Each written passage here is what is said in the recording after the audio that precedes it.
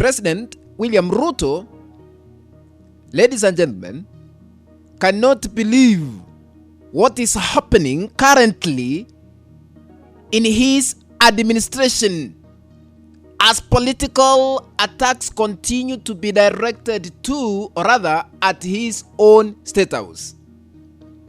Before we continue, let us listen to DCP political party leader Rigathi Gachagua, former impeached deputy president, as he calls on the chairperson of the IEBC Erastus Ethokon to resign immediately over what he says is a failure to perform his duties. Here is the clip. Decided to turn a blind eye and not to be accountable or impartial. We are able to demonstrate to Kenyans how this has been achieved by using a case example. On 27 November 2025, election violence was witnessed in the by-elections held in the constituencies of Bere North, Malava, and Narok Ward Township. Mr. Chairman of IEBC, your silence and tolerance of the electoral malpractices prove that you cannot be trusted to deliver free, fair, and transparent and verifiable elections. That is Rigathi Gachagua. According to him, IEBC chairperson Erastus Ethokon should resign immediately from his position for allegedly failing to ensure a fair by-election in the Kalou constituency. You know, Rigathi Gachagua is also claiming that President William Ruto bought the IEBC chairperson an 8 million house in the current area here in Nairobi in order to cancel the Kalou by-election and to influence him to favor President William Ruto in the next general elections 2027.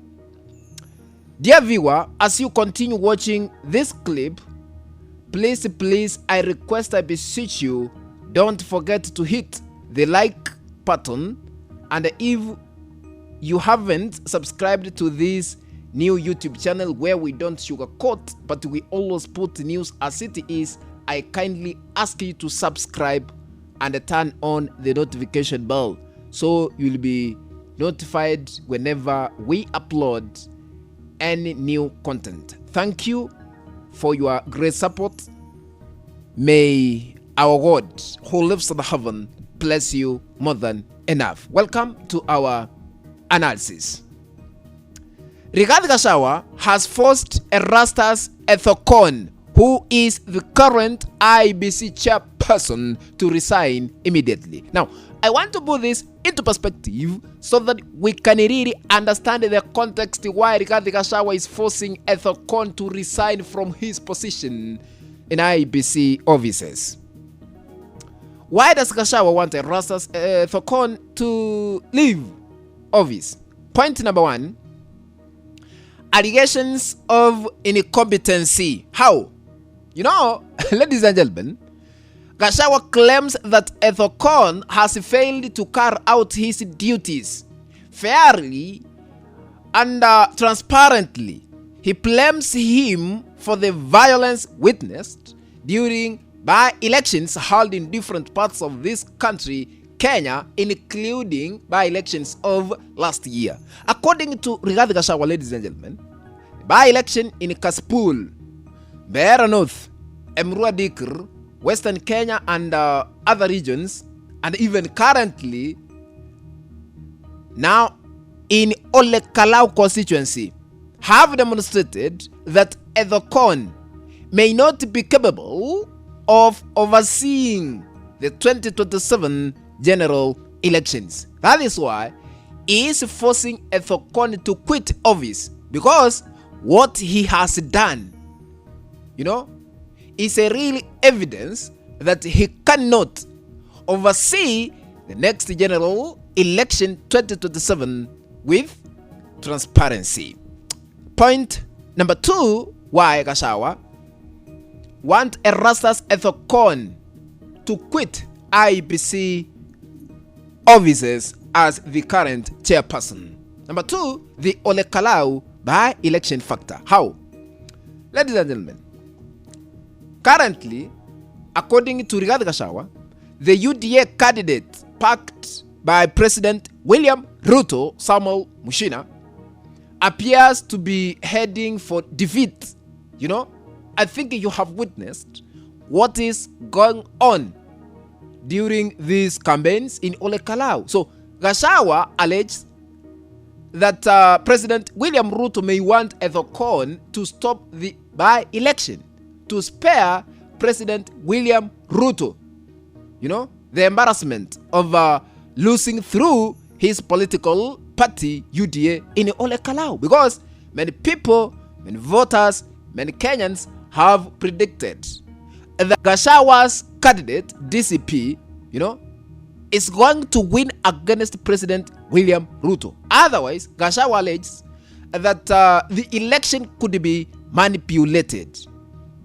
The by-election is scheduled, you know, ladies and gentlemen, 6 days remaining, because today is on 11th. Actually, we have only 5 days to go. It is expected to show who has greater political influence between President William Ruto and the DCP political party leader Rigathi Gachagua, especially in the MWANAKENYA region. Yani siasa zile ambazo zinaendelea sasa hivi, kampeni pale Kalou ni za kufa kupona. You know, Rigathi Gachagua is alleged that is one of the politicians in this country who consumes what we call raw intelligence. That is why he's forcing Ethokon to quit